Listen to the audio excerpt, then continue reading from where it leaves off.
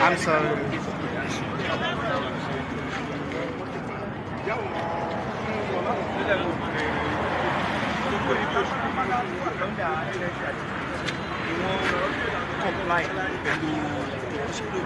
Ẹ bá lọ sí ibi tó ti ń wọkọ̀ òfurufú ní airport lọ́wọ́lọ́wọ́ báyìí wọ́n ti grand ẹ̀ látàlẹ́ àná lágo 12 àwọn oníná wọ́n ti yọ iná iná mọ̀nàmọ́ná kò sí iná àwọn olómi gbogbo ẹ̀ka àti gbẹ̀.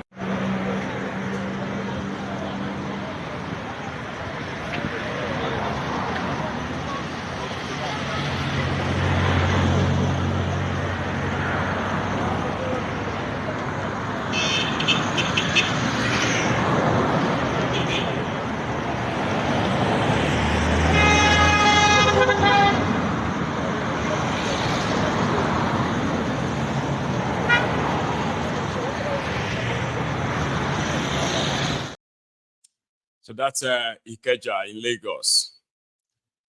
Meanwhile, in that same Lagos, Apapa. Hello, ọ̀gá mi sà. Ọmọ ọ̀jẹ̀ ká wọlé o. Ọlọ́run ọ̀jẹ̀ ká wọnú pọ́ọ̀tù o. Èrò ló wà ní gate báyìí bọ́lẹ̀ express nsìn. They don't allow anybody to enter. It's like the strike still dey hold. People dey here gather, motor sef no fit enter. Shey you see? Oh, people plenty for here. Oh, that's just it.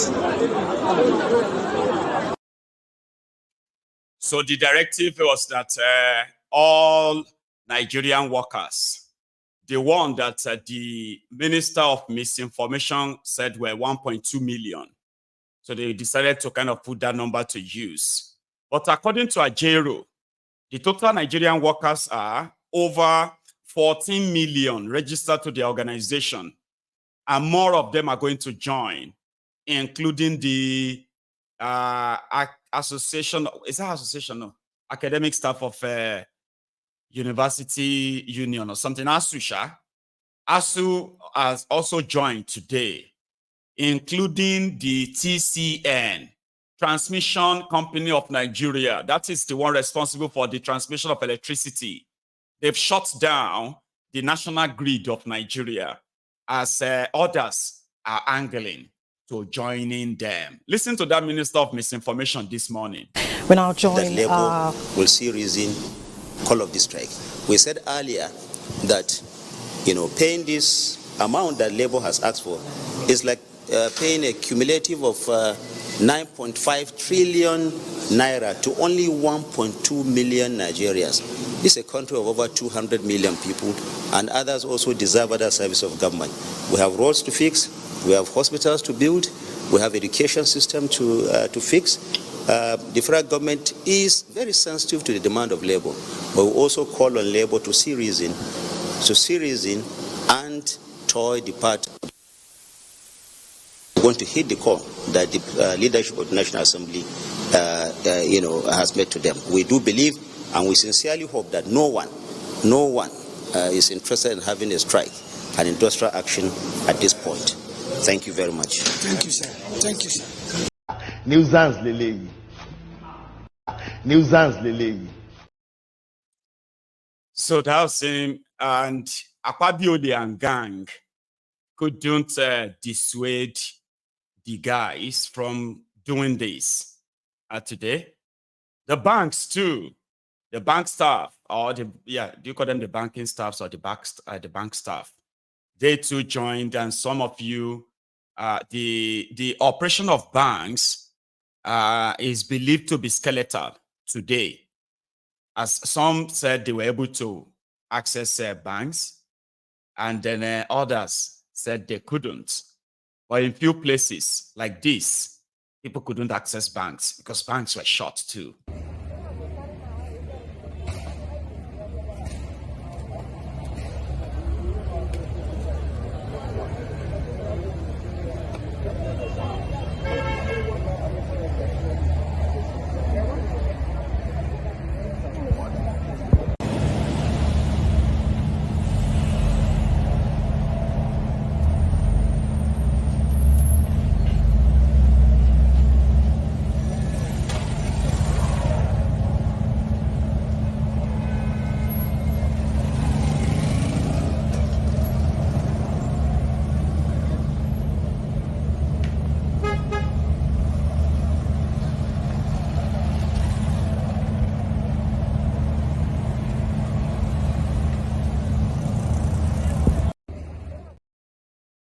So it is just day one. I know the argument of today's economy, you know, like the Nigeria economy is in serious trouble already. It is not the real time for people asking for that amount of wage increase and all of that. But you are wrong, because you know what these guys are doing is that, right? In the last 5 years, the Nigeria national budget has grown by more than 200%. Now, but the minimum wage of Nigeria, the wage of the workers didn't grow. Okay. But do you know what has really grown in Nigerian budgets in the last 5 years? Overhead expenditure, which 90% of them are mostly for these public office holders, from the president to the last of them, wherever, yeah? I'm talking about what they actually allocate to themselves just to spend. That could actually go into so many so many sectors of the economy that could relieve the people, the workers. Okay, for example, you are earning 30,000, or let's say you are earning 100,000. Okay, as a senior government worker, you are earning 150,000, right? Now, from that, your 150,000, okay, you have an economy where the access to food or food cost is relatively very cheap, okay, relative to your salary. Where government has invested in some of these places, right? Instead of using the money to buy themselves, the forex, that is number one, very scarce. They are importing their cars. They are importing furnitures. They are importing cutleries, all for government uses across Nigeria, government houses.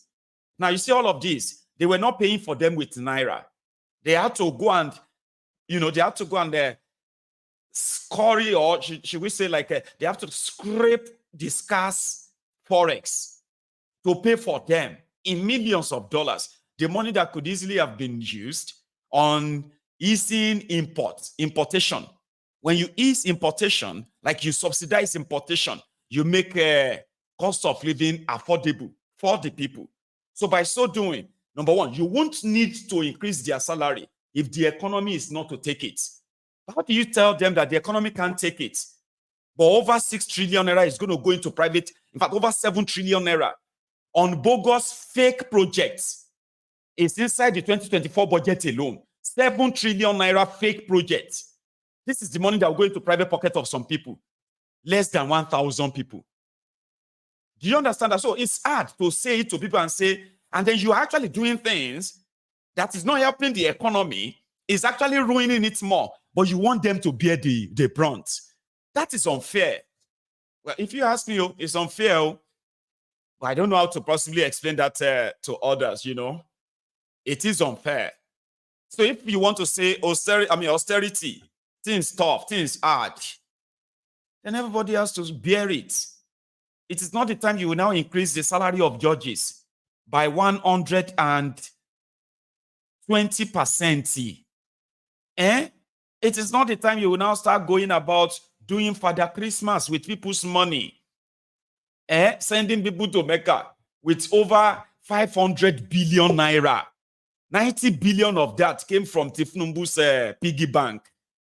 Now, you cannot tell people that things are tough and you are making all these ridiculous financial decisions. That is not fair. Yeah, it's not. He who comes to equity must come with clean hands, they say. You come to equity, you come with clean hands. But these guys are not clean. They are dishonest people. So if they tell you something is impossible, it is because it is going to affect what they are getting. Can't you see? So all of the, maybe NLC, TUC, they would have to wait for the people that go to Mecca to pray. Let's wait for the return of the people who go to Mecca. Maybe when they come back, the economy and everything will be fine. But until then, maybe everybody should just continue to sing the Nigeria we wait, Nigeria we motherland nonsense, right? It's up to you. Talking about the Nigeria you hail thee. Oh, I was looking for a good name for that. That just hit my mind. Anyway, so those are talking about the Nigeria you hail thee. This conversation took place on Arise television yesterday. And it's between this, our guy, Eniebo. Did I even pronounce it right? Right? Anyway, you'll see his face soon. Anyway, with someone who is an Agbadorian handling what they call the, I think I screenshotted the name. I wanted to say the real thing so that you can know that you can know who this person is. It's an Agbadorian, no doubt. Okay. However, where is that? Oh, brilliant. So they said is the Director General of the National Institute for Cultural Orientation. The man in charge of the Nigeria Institute of Cultural Orientation is here to ask you, any problem you going with the Nigeria we because this anthem speak about our problems. This anthem is speak to us of who we are, to remind us. So after that, what else does it do? Is that not enough? For anthem to remind you? Yeah, remind you. Remind me of what, Baba?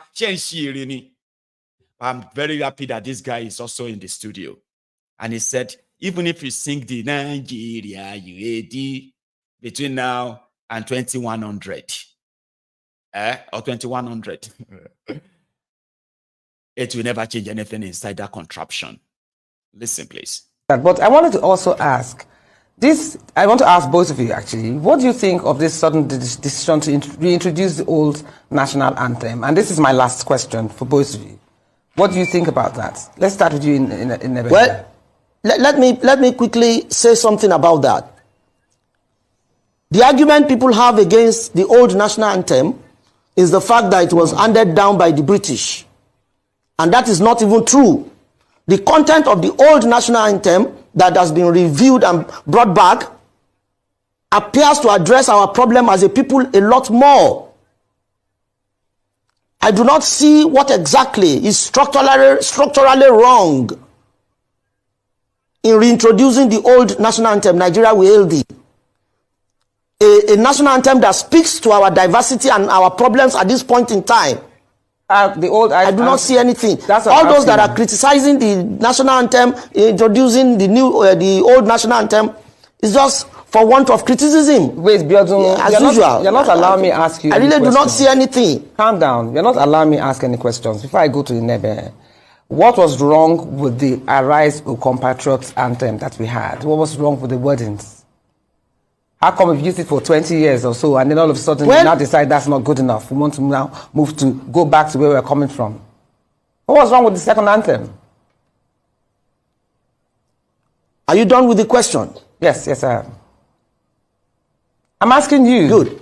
And I want to ask you, I just said it in the last statement I made, that the new national anthem, so to speak, that is Nigerian We Hail Thee, appears to address the situation of Nigeria at this time better. Oh, okay. I mean, that's what the way I see it. Perhaps that's the way the president sees it too. And of course, he didn't just wake up one morning and say revert back to the old national anthem. It went through the processes of National Assembly and all of that, and he got the bill accented at the end of the day. Okay. So I really do not see anything wrong with it. Okay. Nebehen, do you have anything that you want to add to that? And then, in your quickly. Yes, quickly. He said Tinubu is fighting corruption. I don't want us to have a debate on that. But Tinubu never promised to fight corruption. He did not campaign on anti-corruption. So that is the point I want to make. Secondly, Femi Adesina once insinuated that maybe there is some witchcraft or voodoo in the villa that disturbs our leaders. I don't know whether that was true. But when you see some of the things that happen in this country, you begin to wonder what inspires our politicians to do the things they do. National anthem is not going to change anything. It shows that our politicians do not prioritize the things that matter. They are majoring on the minor.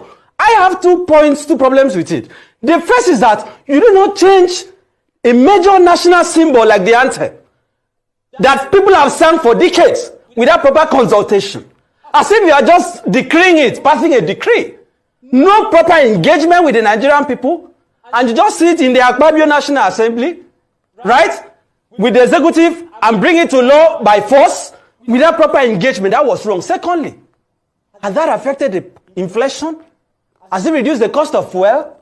Has it affected the price of cassava, gado, and abado in the market? Has it affected anything? Has this changed the security in the country?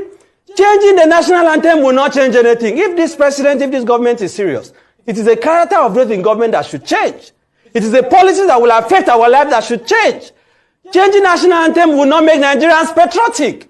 We are just deceiving ourselves. Whether it is Nigeria We Hail Thee, whether it is a rise to come patriot, sing it 100 times in the villa every morning, every afternoon. It will not make the president to do the right thing. Thank you so much. What Nigerians want is a government that is sensitive. It is a government that listens to the yearning of our people. Prioritize the things that are important. If you want to pursue structural reforms, begin by having conversation on whether we should have a unicameral or a bicameral legislature. Thank you so much. Whether we should have 45 or 44 ministers. Thank you so They are much. not addressing that. Thank you so much, They are Mr. pursuing Nebehe. triviality. Thank you. We are really pressed for time now. But I wanted to also add.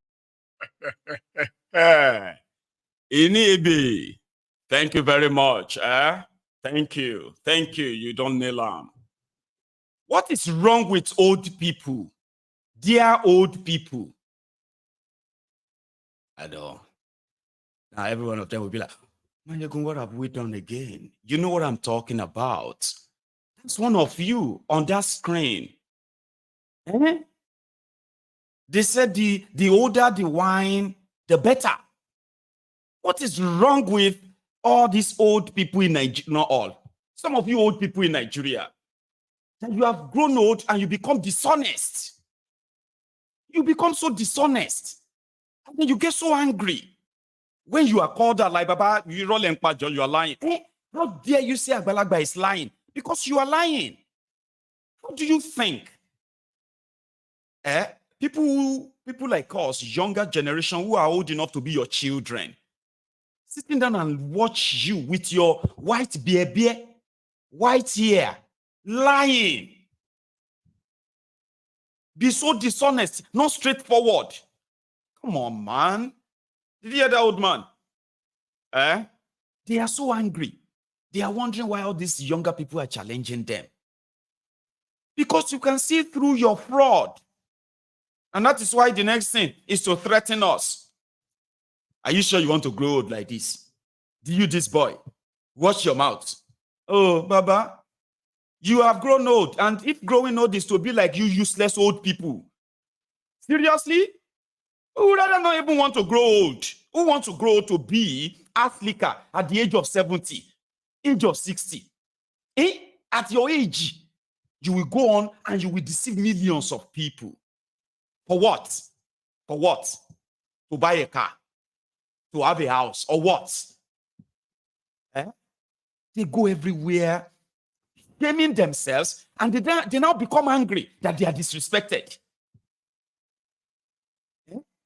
You, all of now, where your papa, your mama, they have WhatsApp group where they are in their 50s, 60s, all right? Helping to share propaganda, lies, bigotry, and the rest of that. Forward it to everybody. Forward it to everybody. That all those people, they know what they are doing. They are not illiterate. They are from that generation. I don't know what they gave you. I don't know what they gave you, all of you who are in your 50s, 60s, 70s. We don't know what they fed you. That the moment you turn this age, you just became. I've seen them. Some said that it is Stephen Numbu that is making them unravel. They are just unraveling. Say, oh, well, fair enough. You do not care about the life. You know the truth. You do not care about the life of the younger ones, younger people like us, younger than us, people who are like India. And you know your actions of today is already destroying their future. But you are demanding respect. You know the buku agba ya agba ofo agba radarada, àwọn agba iṣẹ́ agba ìyà, agba ẹ̀sìn. Don't let any of these olórí buku àgbàlagbà òṣìs. They are worthless. They are useless. And let me tell you something. They pretty much are the textbook definition of their cost. The people you don't want to grow to become. If you aspire to grow to become any of these rogue, well, sorry for you. These are not role models. These are not people you look up to and say they are talking, I want to listen. They are compromised. You know? They are compromised and they are evil as well. Selfish to the bone. That's why you see so many of them, they are so bigoted. Bigotry is the blood that is running in their veins. They are full of hatred and jealousy. Kind of, they will look at you and be like, and it's so sad. It is sad that they are now kind of like a gang of vultures. They actually want to kill the chickens. Yes, they want to kill the chicks. That's who they are. They deserve nobody's respect. None of them does. When you see them come out and expose themselves this way. They love demanding for respect. Well, anyway, from the announcement of the AEDC, these customers in Abuja who happen to be the government, remember 3 months ago when the news came that the Old Rock and others, they are owing the electricity bill of over 50 billion naira. Well, there are more ministries, departments, parastatals, the rest of them. The money they budget every year, somebody else has already looted it too. They are owing NEPA. Now they've cut off all their lights today. Now they've cut off all their lights. Nigerian Army, Air Force, Nigerian Defense Headquarters, Nigeria Federal Capital Development Authority. That is Werewike's office. Werewike was shut out. They've cut off his light, cut off his water. They've cut off Kogi State Government Building. Niger State, Nigeria Police Force Headquarters. Papa, look at it. Secretary of the Government of the Federation. All of them, Ministry of Education, Women Affairs, Industry, Trade, Interior, Water Resources, National Stadium, right? All these places, they said they are owing. And as of today, to further commemorate the protest, the indefinite strike today, they have been shut down. But what does it even matter? When the TCN staff have already shut down the national grid. As it is right now, there is no electricity in Nigeria, except for some authorities who probably have theirs off the normal grid. If your electricity is from the national grid, there is no electricity in Nigeria as we speak. Anyway, it's not only that they were not being paid, they were even being owed the service that they rendered, the money that has been budgeted and stolen, possibly. So that is the state of Nigeria as we speak. So those of you who are the unemployed youth, they were promised cassava gari and cassava gari beans. It's been a year now. More people have now joined you. You know the abracadabra that Tinubu did, the fraud. Currently, the unemployment rate in Nigeria is over 60%. Now, before then, it was over 40%. Tinubu came in 2 days or 3 days after. They said, oh, that